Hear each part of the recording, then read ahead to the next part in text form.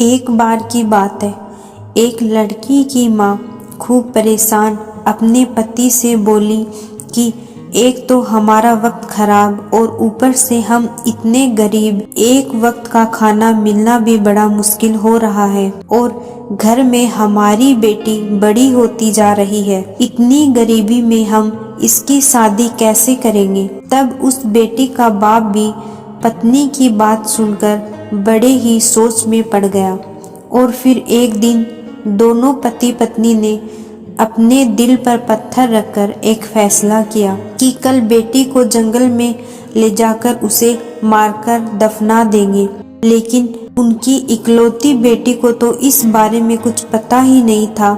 उन बेटी अपने माता पिता से बहुत प्यार करती थी और घर का सारा काम भी करती थी और आज तक उसने अपने माता पिता से कुछ भी नहीं मांगा था, क्योंकि वो अपने घर की सभी परेशानियों को समझती थी।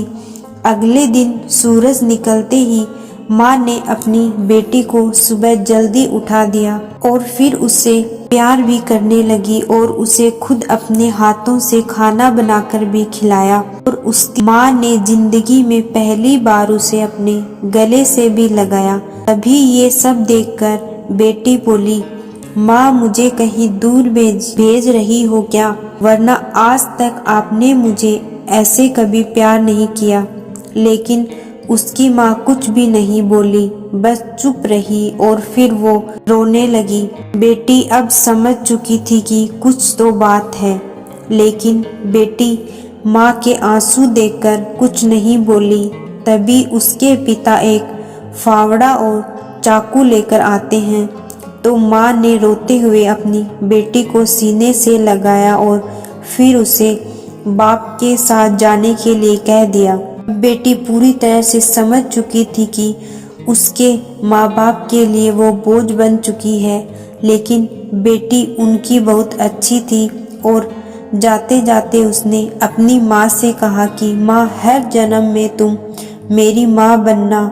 यह कहकर बेटी बाप के साथ चली गई। अब दोनों बाप बेटी चुपचाप ही घने जंगल की तरफ जाने लगे। तभी बाप के पैर में एक कांटा चुभ गया और वो दुखी होता हुआ एकदम से नीचे बैठ गया। बेटी से यह देखा नहीं गया। उसने तुरंत कांटा निकाला और फिर पिता के पैर पर अपनी चुन्नी फाड़कर बांध दी। तो पिता ने कहा कि बेटी मेरे पैर को हाथ मत लगाओ, हम बेटियों के हाथ पैर नहीं लगाते। भी बेटी ने कहा, पिताजी मैं भी आपको दुखी नहीं देख सकती। यह सुनकर पिता की आंखें नम हो गई, मगर उसने अपने आंसू दबा लिए। फिर वो थोड़ी देर में जंगल के बीचों बीच पहुंच गए। तब उसके पिता एक जगह देखकर उसे फावड़े से खोदने लगे और बेटी बाप के सामने बैठी थी। तभी थोड़ी ही देर में पिता बहुत ज़्यादा थक गया और उसको पसीना आने लगा। तभी बेटी बाप का पसीना अपनी चुन्नी से पोंछने लगी और फिर उसे चुन्नी से अपने पिता के मुंह पर हवा करने लगी। ये देखकर उसके पिता ने अपनी बेटी को धक्का दे दिया और कहा कि पीछे हट जा, मुझे अपना काम करने दे। तो बेटी ने कहा कि पिताजी आप मुझे मारकर दफनाने के लिए इतनी मेहनत से गड्ढा खोद रहे हैं, क्या मैं आपके लिए इतना भी नहीं कर सकती। यह सुनकर बाप चौंक गया। तो बाप ने बेटी से पूछा कि तुम्हें कैसे पता चला कि मैं तुम्हारे लिए गड्ढा खोद रहा हूँ। तो बेटी ने कहा कि पिताजी मुझे पता है कि मैं आपके लिए बोझ हूँ, इसलिए आप मुझे यहाँ मारकर दफना देंगे। अब उसके पिता गुस्सा भी थे और उनकी आंखों में आंसू भी थे। तब उसने अपनी बेटी को सच बता दिया, हाँ तू हमारे लिए एक बोझ है, काश तेरी जगह हमारे यहाँ बेटा हो जाता तो सब ठीक ही होता। यह कहकर बाप जोर जोर से फावड़ा चलाने लगा।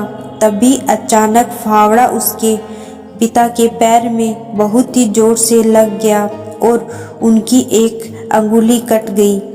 यह देखकर बेटी रोने लगी, लेकिन बाप तो गुस्से में था। वो चोट लग जाने के बाद भी गड्ढा खोदे ही जा रहा था, लेकिन अचानक ही बेटी रोते हुए पिता के हाथ से फावड़ा छीन लिया और कहा कि पिताजी, मैं बहुत अशुभ हूँ, इसलिए मेरे मरने से पहले भी तुम्हें चोट लग गई, इसलिए आप घर जाओ पिताजी और आप चिंता मत करना, मैं खुद ही गड्ढा खोदकर इसमें लेटकर मर जाऊंगी, लेकिन घर नहीं आऊंगी। यह कहकर उसकी बेटी रोते हुए उस फावड़े से गड्ढा खोदने लगी। तभी अचानक उस गड्ढे में एक पुरानी सी पोटली निकली।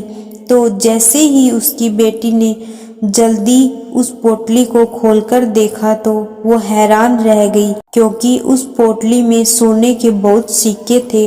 उन्हें देखकर उसकी बेटी ने जल्दी से अपने पिता को बुलाया।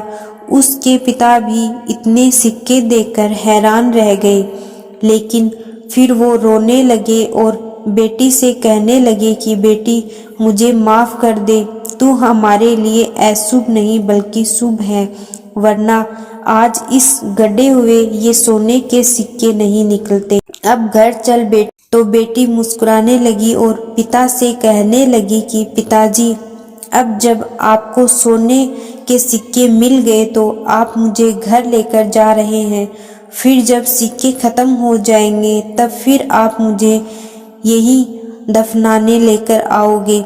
इससे अच्छा है कि मैं अभी मर जाऊं।